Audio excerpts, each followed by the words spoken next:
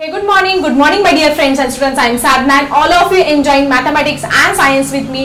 तुम्ही नेहमीप्रमाणे एन्जॉय करताय मॅथ्स आणि सायन्स. आपण 8th स्टँडर्डचा डायरेक्ट व्हेरिएशन आणि इन्व्हर्स व्हेरिएशन हे समजून घेतोय आणि आज आपण लास्टच्या प्रॅक्टिस सेट 7.3 पर्यंत आलेलो आहोत. काय आहे 7.3 मध्ये चला समजून घेऊया. तर काय म्हटलं आहे या फर्स्ट एक्झाम्पल मध्ये, which of the following statement are of inverse variation. तुम्हाला एक्झाम्पल दिलेले आहे खूप सारे, त्याच्यामधलं कोणतं इन्व्हर्स व्हेरिएशन आहे आणि का हे इन्व्हर्स व्हेरिएशन आहे हे कारणासह. सायन्स मध्ये असतं ना गिव्ह रिझन्स, शास्त्रीय कारणे देऊन स्पष्ट करा, तसं गणितामध्ये सुद्धा असतं की हे इन्व्हर्स व्हेरिएशन काय आहे हे तुम्हाला स्पष्ट करायचं आहे. So let's see the first example. First example मध्ये काय दिलेलं आहे, number of workers on a job and time taken by them to complete the job. आता साधं सोपं आपल्या नेहमीचं एक्झाम्पल आहे, घर बांधायला काढलेलं आहे. समजा तुमच्याकडे घर बांधायचं आहे आणि वर्कर्स आहे 20, तर ते घर बांधायला तुम्हाला लागेल 1 वर्ष. तर तेच तुम्ही वर्करची संख्या, रोज काम करणाऱ्यांची संख्या जर 40 केली तर काय होणार आहे, तुमचं 6 महिन्यामध्येच ते काय होणार आहे, 6 महिन्यामध्येच ते घर बांधून होणार आहे. याचा अर्थ काय होतोय की आपण जर कामगारांची संख्या वाढवली तर आपल्याला ते घर पूर्ण करण्यासाठी लागणारा जो वेळ आहे तो कमी होतोय. कामगारांची संख्या जर कमी केली तर आपल्याला घर बांधण्यासाठी लागणारा जो वेळ आहे तो वाढतोय. म्हणजेच हे एक्झाम्पल कसलं आहे, this is an example of inverse variation. पण आता हे एक्सप्लेन कसं करणार, number of workers on a job and time taken by them to complete the job. मग आपण हे आता आपल्याला एक्सप्लेन करायचंय कशा पद्धतीने, चला बघूया.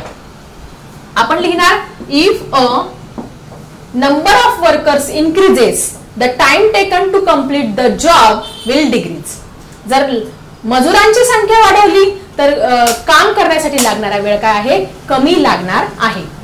If number of workers increases, तिथूनच लिहिणार आहे आपण the time taken to complete the job. इथेच दिलेला आहे, आपण कुठूनही लिहित नाहीये, आपण इथूनच कॉपी करतोय. If a number of workers increases the time taken to complete, हे वाक्य कॉपी करा, to complete the job is degree. So student, अशा पद्धतीने आपण कारण पण लिहिलेलं आहे आणि शेवटी लिहिलंय की this is an example of inverse variation. काय आहे हे इन्व्हर्स व्हेरिएशनचं एक्झाम्पल, हे आहे त्याचं reason. If number of workers are decreases the time taken to complete the job will be decreases.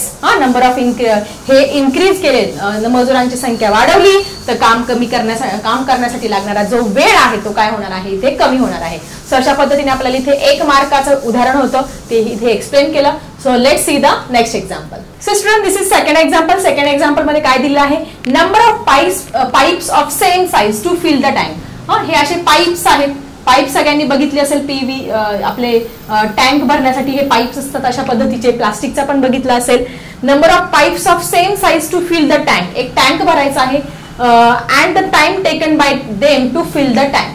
मग त्यांना ती टाकी भरण्यासाठी लागणारा जो वेळ आहे, पाईपची संख्या आणि टाकी भरण्यासाठी लागणारी वेळेची कॅल्क्युलेशन साधं सिंपल आहे. हे जर पाईप आहे, हे पाईप 10 पाईपने जर आपण तो टँक भरला तर तो 2 तासामध्ये भरतोय. तेच आपण जर पाईपची संख्या जर 20 केली तर तो जी टँक आहे ती किती तासामध्ये भरणार, 1च तासामध्ये. म्हणजे आपल्याला काय स्पष्ट होतंय, this is an example of inverse variation. पाईपची संख्या वाढवली, वेळ काय झाला, कमी लागला. पाईपची संख्या कमी केली, वेळ काय झाला, जास्त लागला. So this is an example of inverse variation. आता इथे कसं लिहिणार तुम्ही, if number of pipes are increases then time to fill the tank will be decreases. Simple. लिहूया, if, इथे if टाका, if the number of pipes increases, पाईपची संख्या वाढवली तर काय होईल, लागणारा वेळ कमी. टाइम कुठे गेला, the time taken by them to fill the tank. The time हीच कॉपी केले, इथून वाक्य कॉपी करायचं. The time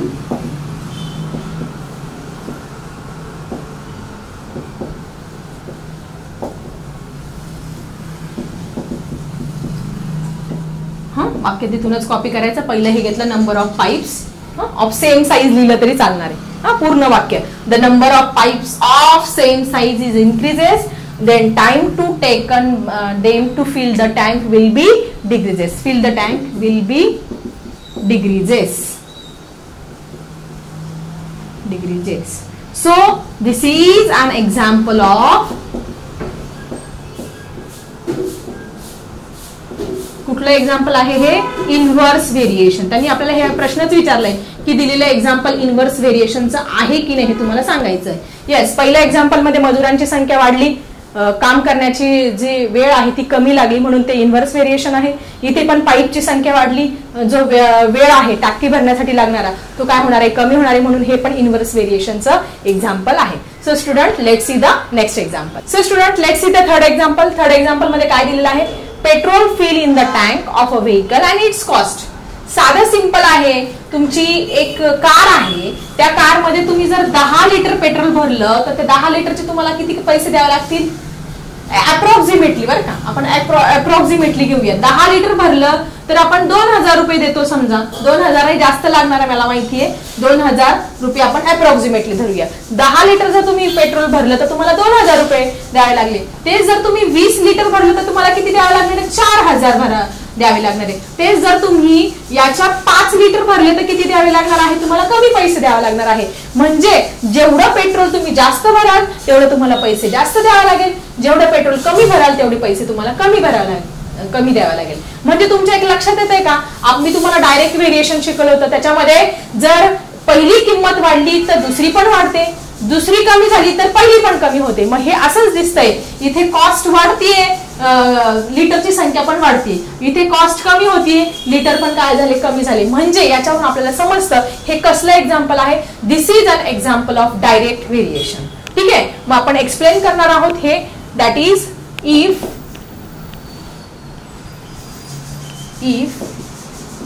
the number of liter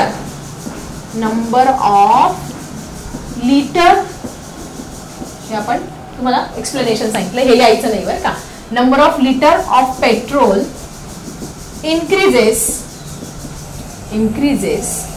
its cost also increases.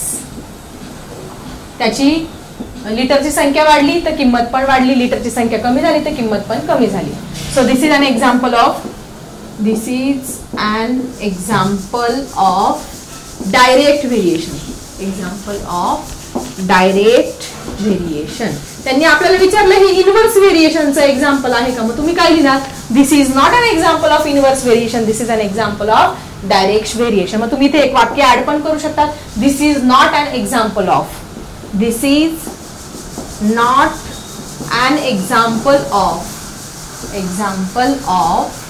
Inverse variation. Inverse व्हेरिएशनचं हे एक्झाम्पल नाही. मग कसलं एक्झाम्पल आहे? This is an example of direct variation. Clear everyone? Let's see the last example. So last example मध्ये काय दिलं आहे? Area of circle and its radius. साधं सिंपल आहे. हे एक सर्कल आहे आणि हे मोठं सर्कल आहे. याची रेडियस 2 सेंटीमीटर आहे, याची रेडियस 4 सेंटीमीटर आहे.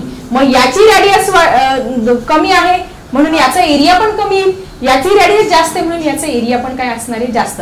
म्हणजे एक वाढलं की दुसरंही वाढतंय, दुसरं वाढलं की पहिलं पण काय होतंय? वाढतंय. म्हणजे रेडियस वाढली, रेडियस कमी आहे, एरिया पण कमी आहे. रेडियस वाढली, एरिया पण वाढला. म्हणजे कशाचं एक्झाम्पल आहे? This is an example of direct variation. मग आता कसं लिहिणार? If radius is increases the area of circle also increases. मग कशाचं एक्झाम्पल लिहिणार? This is an example of, आणि खाली काय लिहिणार तुम्ही? This is not an example of inverse variation असं पण लिहू शकता. So student, this is question number 2 in your practice set 7.3. 7.3 मधला आहे क्वेश्चन नंबर 2. काय आहे समजून घेऊया. If 15 workers can build a wall in 48 hours. 15 मजूर आहे, ती एक भिंत 48 तासांमध्ये बांधतात. How many workers will be required to do the same work in 30 hours. तेच काम तुम्हाला जर 30 तासामध्ये संपवायचं आहे, ती भिंत बांधून 30 तासामध्ये संपली पाहिजे, तर तुम्हाला वर्करची संख्या कितीने वाढवावी लागेल? किती वर्कर्स लागतील हे विचारले. मग साधा गोष्ट आहे, मजुरांची संख्या वाढली तर काम लवकर होणार आहे, मजुरांची संख्या कमी झाली तर आपल्याला वेळ लागणार आहे. म्हणजे काय समजतं? This is an example of inverse variation. पहिलं हे तर नोट डाऊन करा. This is an example of inverse variation. कसलं एक्झाम्पल आहे हे तर लिहायचं आहे तुम्हाला. Inverse variation. जर तुम्हाला एक्सप्लेन करावं वाटलं की because number of workers increases the hours will be decreases असं पण तुम्ही लिहू शकतात. मग आता आपण काहीतरी एक्स वाय मानून घेऊया. If workers, let the workers, number of workers is equal to W मानूया. ओके.